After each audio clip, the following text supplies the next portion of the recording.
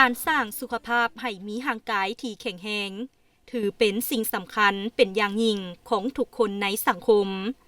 โดยเฉพาะแม่นพนักงานนักรบในฐานแถวของกองทัพเพราะเป็นปัจจัยที่สำคัญ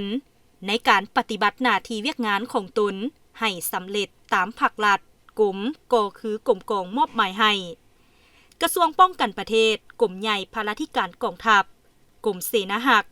จึงถือเป็นสำคัญในการส่งเสริมและรักษาสุขภาพพนักงานนักรบในกองทัพให้มีสุขภาพแข็งแรงและมอบหมายให้สถาบันอนามัยการพยาธิและส่งเสริมสุขภาพกองทัพเป็นเจ้าการป้องกันพยาธิที่เกิดขึ้นมาตามฤดูกาล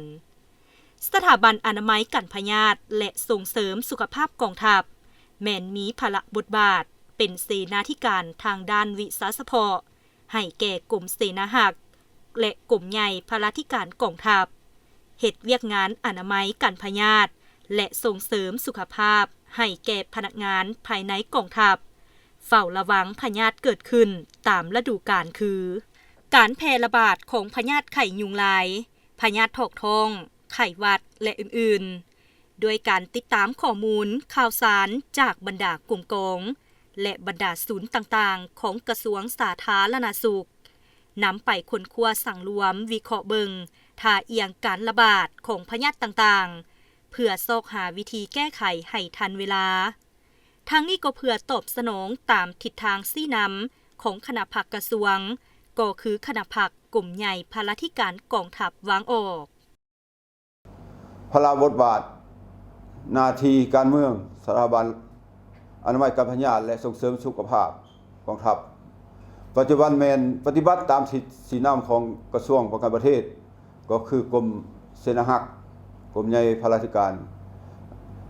กองทัพเพื่อรักษาสุขภาพนายและพลทหารแข็งแรง98% ขึ้นไปแล้วมาฮอดปัจจุบันคณะพักคณะบรรษาสุดที่9ในปี2023ด้านโครงประกอบมี12แผนกและมี48คะแนนการที่ขึ้นกับในนั้นแผนกวิชาเฉพาะมี9แผนกการเป็นเสนาธิการทางด้านเวียกงานวิชาเฉพาะให้แก่กรมเสนาหักและกรมใหญ่พาราธิการกองทัพเฮ็ดเวียกงานอนามัยการพยาธิและส่งเสริมสุขภาพกองทัพเฝ้าระวังบ่ให้พยาธิเกิดขึ้นในบรรดากรมกองในทั่วกองทัพด้วยการติดตามข้อมูลข่าวสารจากบรรดากรมกองและบรรดาศูนย์ต่างๆของกระทรวงสาธารณสุขนำไปค้นคว้าสังรวมวิเคราะห์เบิ่งท่าเอียงการระบาดของพยาธิเพื่อซอกหาวิธีการแก้ไขให้ทันเวลาทั้งนี้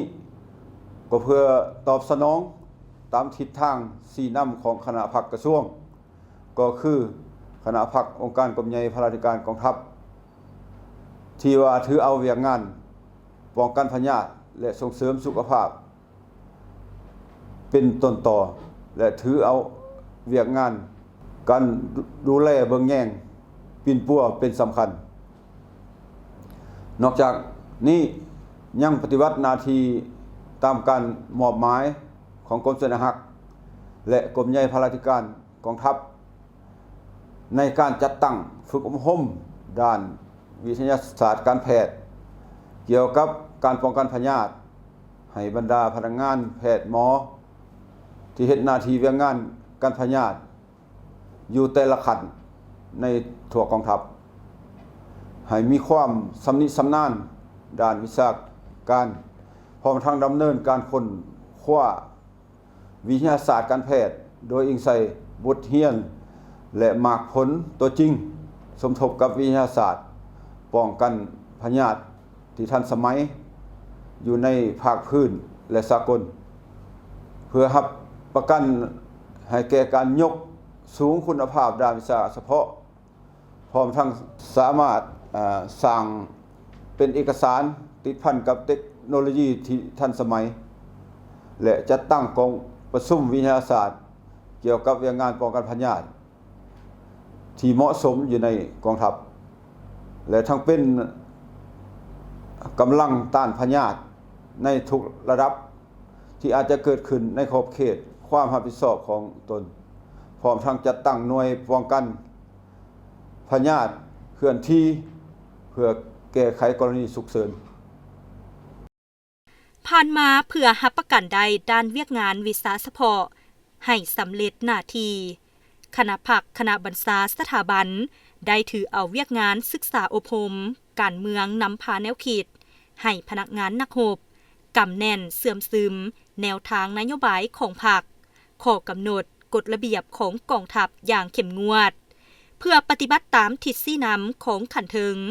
ได้ถือเอาเวียกงานดูแลเบิงแยงปินปัวเป็นสำคัญคณะภาคคณะบรรษาได้เสริมซึมหน้าที่และเป็นเอกภาพกันจัดตั้งแบ่งงานของแต่ละหน้าเวียกงานให้แผนกการและบุคคลรับผิดชอบโดยเฉพาะแต่ละระยะได้จัดตั้งหน่วยงานเคลื่อนไหวเวียกงานวิสาเฉพาะตามแผนการอันที่1แม่นถือเอาเวียกงานโฆษณาการศึกษาเป็นวุฒิสิทธิ์เอาบรรดาพยาธิต่างๆตามฤดูกาลเพื่อเฮ็ดให้พนักงานนักรบในทั่วกองทัพรู้จักวิธีป้องกันพยาธิขั้นต้นอันที่2แม่นจัดตั้งหน่วยงานกวดกาอนามัยสิ่งแวดล้อมเฮือนกินเฮือนนอนน้ำกินน้ำใช้และวิทย์ทายอยู่ดักกรมกอง3จัดตั้งหน่วยงานเฝ้าระวัง19พยาธิอาการเฮ็ดเวียกงานตอบโต้สกัดกั้นให้ทันเวลาเพื่อบ่ให้มีการแพร่ระบาดของพยาธิถ้ามีการเกิดพยาธิก็บ่ให้ระบาดเป็นวงกว้าง4จัดตั้งหน่วยงานสักยาวัคซีนป้องกันพยาธิ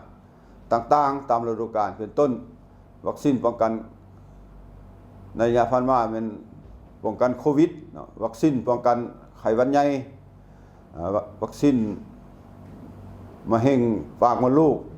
พยาธิวอพยาธิอักเสบตับบี้และพยาธิอื่นๆหน่วยงานวิจัยอาหารและยาและได้กวดสารพิษในน้ำในอาหารและเครื่องปรุงอาหารอยู่บรรดากองประชุมใหญ่ต่างๆของผู้แทนและการฝึกซ้อมหัดแอบต้านภัยพิบัติหรือการซ้อมสู้รบต่างๆ6แม่นจัดตั้งหน่วยงานพ่นยาปราบเชื้อฆ่าเชื้อระยะการระบาดเป็นต้นแม่นการระบาดไข้เลือดออกกวดนอนน้ำยุงลายยุงตัวแกเหตุการณ์ควบคุมบ่ให้เกิดมีการระบาดของไข้ยุงลาย7หน่วยงาน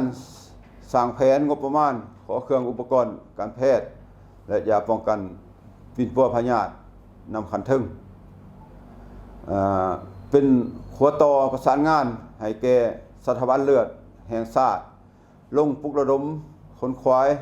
หาบริจาคเลือดอยู่บรรดากรมกองต่างๆในทันแถวกองทัพ9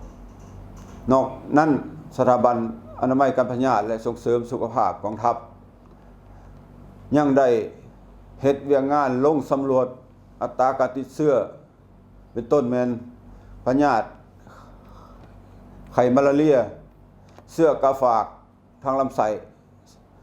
สารใบไม้ในตับเพื่อนำเอาข้อมูลมาพันขยายเป็นบทค้นคว้าวิทยาศาสตร์โดยอิงใส่ขาดหมายแต่ละปีมันให้ได้2บทนอกจากเวียกงานดังกล่าวแล้วพิเศษในระยะการแพร่ระบาดของพยาธิโควิด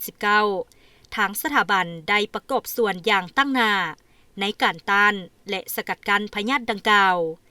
ได้จัดตั้งหน่วยงานเฉพาะกิจปฏิบัติหน้าที่ตามคำสั่งจากขันเทิงและกระทรวงสาธารณสุขในระยะการแพร่ระบาดของพยาธิโควิด -19 ในผ่านมาพวกเราก็ได้จัดตั้งหน่วยงานเฉพาะกิจปฏิบัติตามคำสั่งจากขั้นทึงและกระทรวงสาธารณสุขคณะจำนวนหนึ่งเข้าร่วมอยู่ในกองเลขาคณะเฉพาะกิจระดับชาติร่วมกับกระทรวงสาธารณสุขและกองเลขาคณะเฉพาะกิจกระทรวงป้องกันประเทศหน่วยงานเฉพาะอยู่ภายในสถาบันการพยาธิมีหน้าที่รับผิดชอบ5หน่วยงานดังนี้1แม่นจะตั้งหน่วยงานลงสืบสวนสอบสวนอยู่กรมกองที่ติดเชื้อ2แม่นจัดตั้งหน่วยงานเก็บตัวอย่างคงที่และเคลื่อนที่3จัดตั้งหน่วยงานสักยาวัคซีนป้องกันโควิด -19 อยู่กับที่และเคลื่อนที่โดยเฉพาะแม่นอยู่ศูนย์กักกันรักษา4แม่นหน่วยงานพ่นยาฆ่าเชื้อปราบเชื้ออยู่บรรดากรมกอง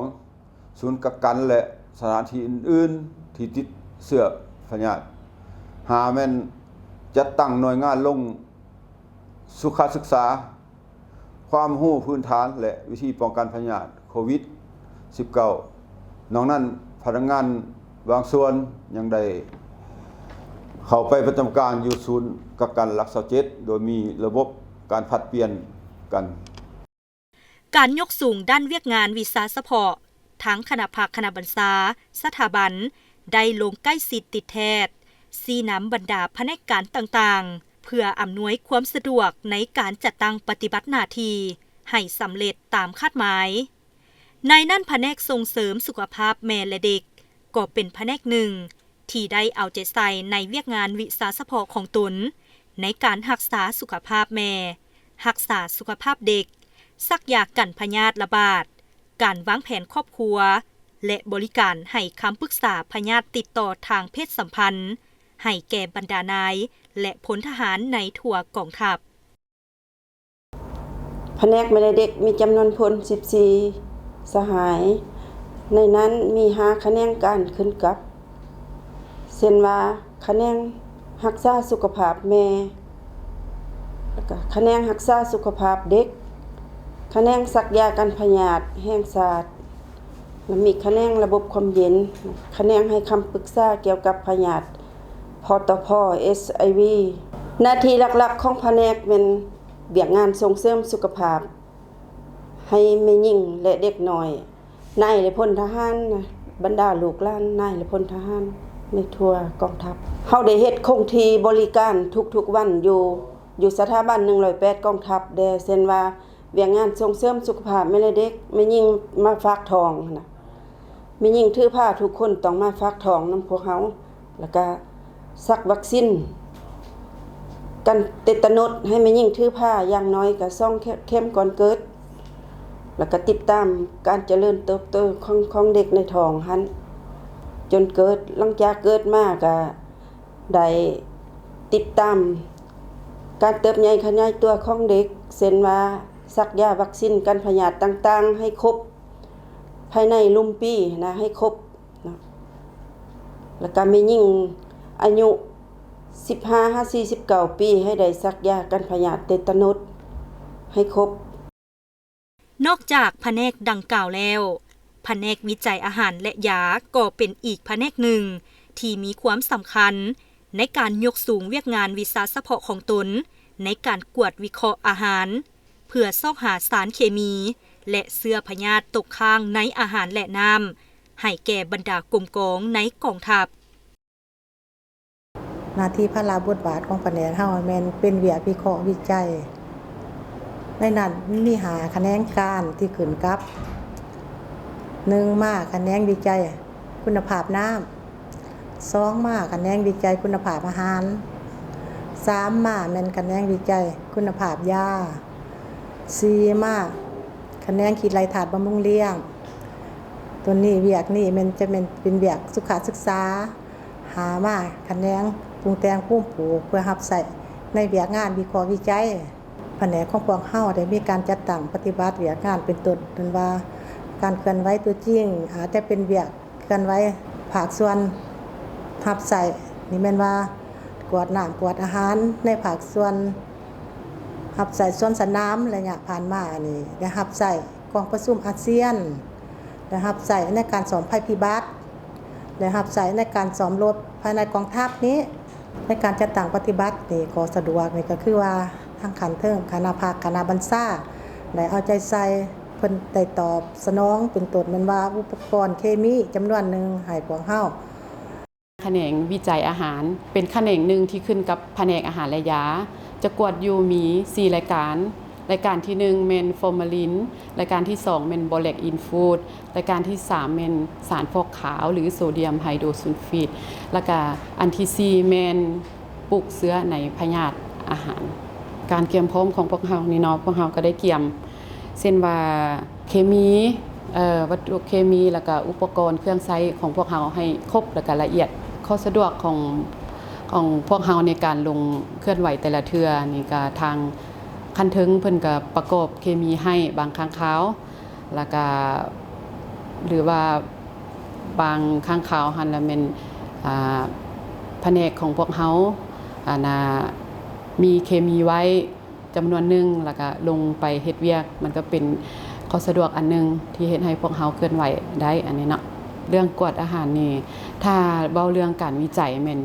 ถ้าพวกเฮากวดพบแล้วจะบ่ให้นำมาบริโภคหรือนำมาแต่งกินเนาะตัวนี้นี่เพื่อรับประกันให้บรรดานายและพลทหารเฮานี่แหละได้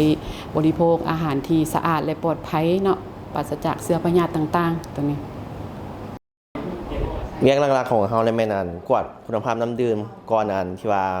แต่ละกลุ่มกองสิผลิตน้ำดื่มมากินเฮาจะได้ลงไปโรงงานเพื่อไปกวดสถานที่ตั้ง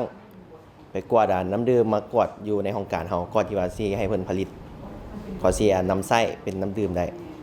มาตรฐานของเฮาในแม่นเฮาเอาตามหลักค่าของมาตรฐานสากลเลยที่ว่าแบบ12ธาตุเคมีหั่นว่ามันต้องอยู่ในระดับขอบเขตเท่าใดค่าเท่าใดต่ำบ่หรือว่าสูงหลังจากที่ว่าเฮากวดแล้วถ้าสุขภาพในเกณฑ์มาตรฐานเฮาก็อนุญาตให้เพิ่นผลิตน้ำดื่มที่ว่าสามารถนำใช้ในกลุ่มกองเพิ่นได้นอกจากที่ว่าลงไปกวดอยู่กลุ่มกองที่ว่าผลิตน้ำดื่มที่ว่าเพิ่นเสนอมาให้เฮาไปกวดเฮาก็ยังได้ลงภาคสนามเช่นว่าตัวอย่างมีงานซ้อมรบซ้อมภัยพิบัติทีมงานของพวกเฮานี่ก็สิได้ลงไปกวดน้ำดื่มให้ไอ้น้องก่อนที่ว่ารับประทานสั่งรวมแล้วเพื่อยกสูงคุณภาพด้านเวียกงานวิสาสะเพาะย้ำใดคณะภาคคณะบัญชาสถาบันอนามัยและส่งเสริมสุขภาพกองทัพก็ได้เอาใจใส่ใกล้สิทธิแพทย์ซีนำพนักงานนักรบภายในสถาบันให้มีการเรียนรู้อยู่เสมอด้วยการฝึกอบรมด้านวิทยาศาสตร์การแพทย์เป็นประจำเพื่อให้มีความสำนิสำนานมีการค้นคว้าวิจัยประสานสมทบแลกเปลี่ยนบทเรียนกับบรรดาวิทยาคารป้องกันพยาธิที่ทันสมัยทั้งภายในและสากลเพื่อรับประกันในการเป็นกำลังสำรองเกี่ยมพร้อมสู่รบและสู่รบตามคำสั่งของขันเทิงเป็นกำลังในการต้านพยาธิระบาดทุกระดับที่เกิดขึ้นในขงเขตรับผิดชอบของตนจัดตั้งหน่วยงานป้องกันพยาธิเคลื่อนที่เพื่อแก้ไขฉุกเฉินและลงซี่น้ำโดยกงทางด้านวิชาการป้องกันพยาธิอยู่บรรดากลุ่มกองเพื่อรับประกันได้ให้พนักงานนักรบในฐานแถวกองทัพ